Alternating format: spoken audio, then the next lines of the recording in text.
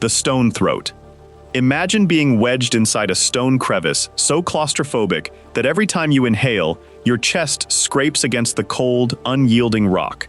You can't crawl forward, you can't back out, and your legs are left dangling helplessly in the empty air beneath you. Around you is a thick, suffocating darkness and an absolute silence, broken only by the frantic thumping of your own heart. This isn't a nightmare. It was the horrifying reality for John Edward Jones in Nutty Putty Cave, a place famous for being fun, but which hid a stone trap ready to swallow anyone who made a single wrong turn. Nutty Putty Cave in Utah was once a favorite destination for thousands of adventure seekers.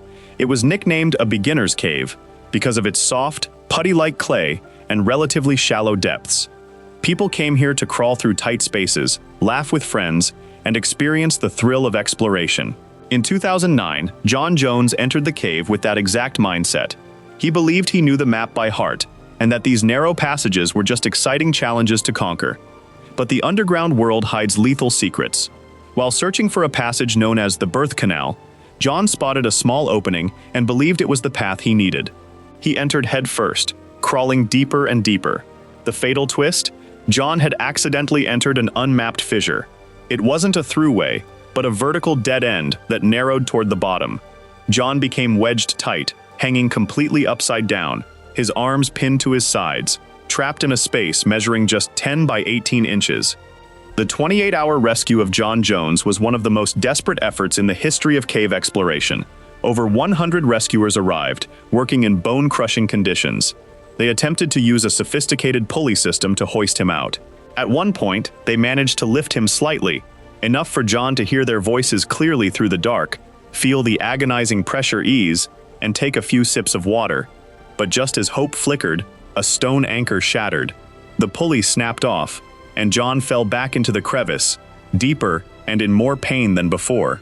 John's greatest enemy wasn't the rock, it was gravity. The human body is not designed to be upside down for long.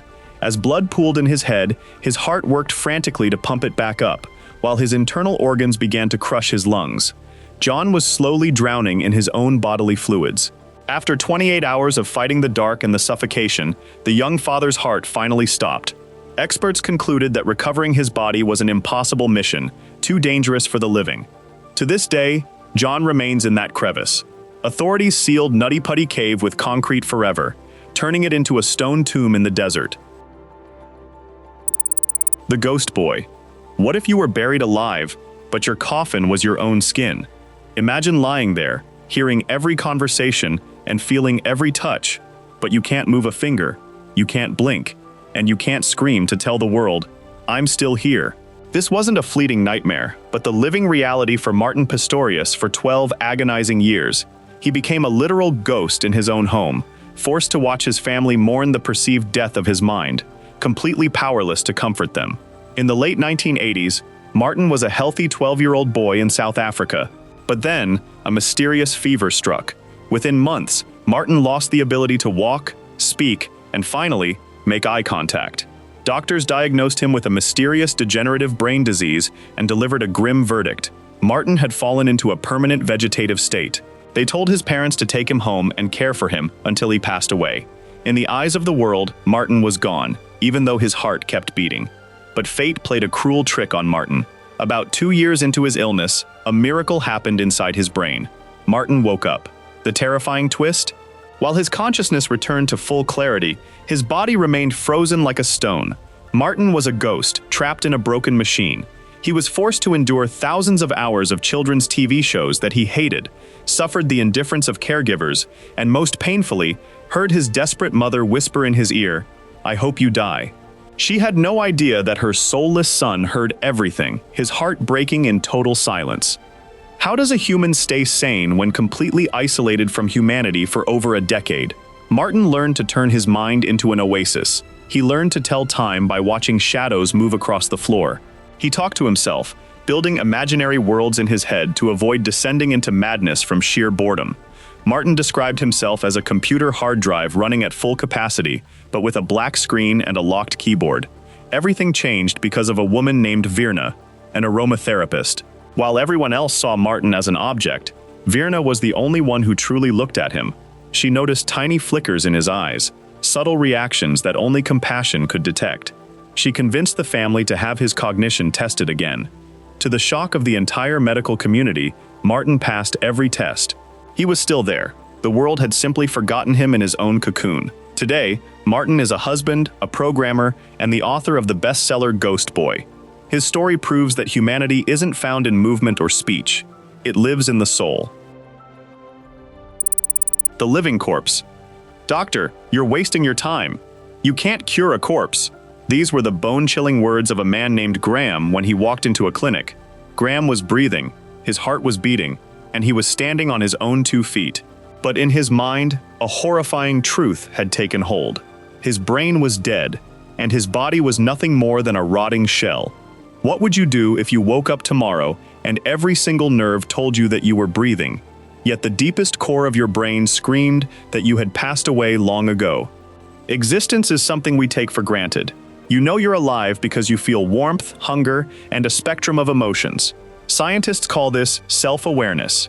It's like a lamp that stays lit inside your mind, reminding you, "I am here." But in 2000, following a severe psychological crisis, that lamp inside Graham suddenly went out.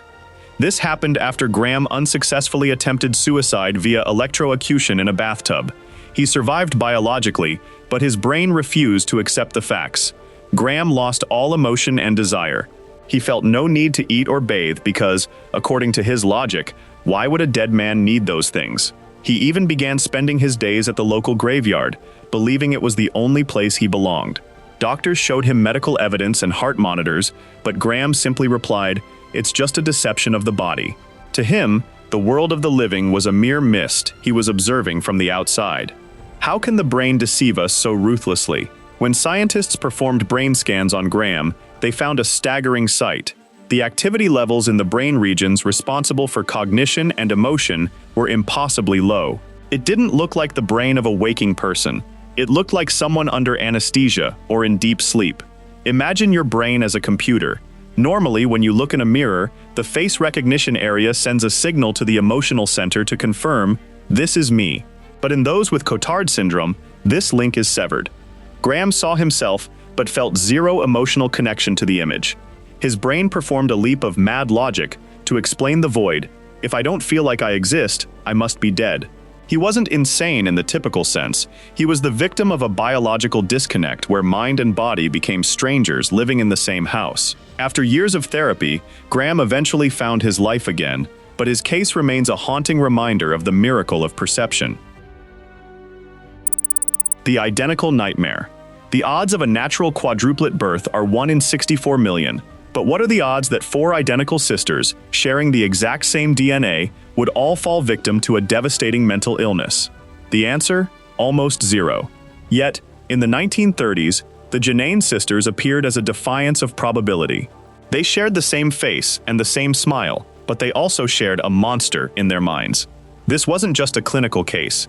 It was a war between genetic destiny and the power of the environment. Nora, Iris, Myra, and Hester were born into a media frenzy. As identical quadruplets, they were so alike that even their parents had to mark them to tell them apart. At the time, the medical world was locked in a fierce debate. Are our personalities and illnesses nature, genetics, or nurture, environment? Scientists craved a perfect model to solve this mystery. The Genain family became the ultimate living laboratory. Researchers tracked them for decades, believing these 4 girls held the master key to the human brain. The horrifying twist came when all 4 sisters developed schizophrenia before the age of 24. On the surface, science was ready to conclude. Genes are everything. Destiny is written. But as researchers looked closer at their individual lives, they were stunned. Despite sharing the same faulty DNA, the level of devastation varied wildly. Myra and Nora managed to work, marry, and live relatively normal lives. Meanwhile, Iris and Hester completely collapsed, spending nearly their entire lives in psychiatric hospitals. Why did the same blueprint result in such different fates? The answer lay in a dark reality, the ghost of abuse. Science uncovered a heartbreaking truth. The girls' father was a tyrannical and abusive man who turned their home into a psychological prison. However, the abuse was not distributed equally. Imagine the genome as a loaded gun, and the environment as the finger on the trigger. Myra, the healthiest, was targeted the least by her father. Hester, the most fragile, was the frequent victim of his rage and neglect. The Genain sisters gave birth to the diathesis stress model. It proved that while genes may provide a vulnerability, it is the pressures, traumas, and love we experience while growing up that determine if that gun ever fires. They taught the world that DNA is not an unchangeable death sentence. We are not soulless biological machines. We are beings shaped by every touch, every word, and every ounce of warmth from the world around us. The painless curse. What if you broke your shoulder while skiing, but instead of screaming in agony, you simply stood up, brushed off the snow, and kept skiing all day because you felt absolutely nothing? This isn't a story about a super soldier in an action movie. It is the daily reality for Letizia Marsili and 5 members of her family in Italy. For the Marsili family, burns, broken bones, and surgeries without anesthesia are just non-events. They possess a gift that humanity craves, but behind it lies a dangerous glitch in the delicate biological machinery that nature gave to mankind. Pain is often viewed as human enemy number 1. We spend billions on painkillers and flee from it at all costs. But in the map of evolution, pain is actually a sophisticated alarm system. It's a diligent guard shouting in the brain's ear, "Stop, your hand is burning," or "Don't move, your leg is broken." Without this guard, we would destroy ourselves without even noticing. But in the Marsili family, that guard has been asleep for generations. The staggering twist? Their sensory nerves are perfectly normal. They feel touch, heat, and cold, but their brains refuse to interpret the signals as pain. Scientists at University College London spent over a decade decoding this mystery and found the culprit, a mutation in a gene called ZFHX2. Think of the brain as a radio, and this gene as the volume knob. In the Marsili family, that knob has been turned to 0. The signal is sent, but it vanishes into the void. Living without pain sounds like a superpower, but it is a prison of silence. Letizia's son frequently injured himself playing football, but kept running until his legs gave out because the bone had snapped. Letizia herself burned the roof of her mouth with boiling water without knowing it. Because their bodies don't send out SOS signals, they face constant risks of infection and internal damage. However, the Marsili curse is opening a new era for medicine. By studying how the ZFHX2 gene mutes pain, scientists hope to create a brand new generation of painkillers, drugs that could allow cancer or chronic arthritis patients to live normal lives without the risk of addiction. The Marsilis remind us that pain, however unpleasant, is the language of life. It teaches us to protect ourselves and cherish our physical integrity. Sometimes a world without pain isn't a paradise. It's a place where we slowly disintegrate in apathy. The 264-hour marathon. Do you know what's scarier than a nightmare? It's when you can't sleep to dream it. In 1964, a 17-year-old boy named Randy Gardner decided to make a crazy gamble with his own brain, staying awake for 11 straight days. No caffeine, no stimulants, just pure willpower against the most primal human instinct. But as the clock ticked toward hour 264, the line between reality and hallucination shattered. Randy wasn't just awake. He was living in a world where his brain began to eat itself just to maintain a fake sense of alertness. We often view sleep as a waste of time. Many wish they could stay up longer to work or play. We think of the body as a biological battery that we can force to run indefinitely if our will is strong enough. But in reality, sleep isn't an option. It's a diligent janitor. Every night, the brain sweeps away toxins accumulated during the day.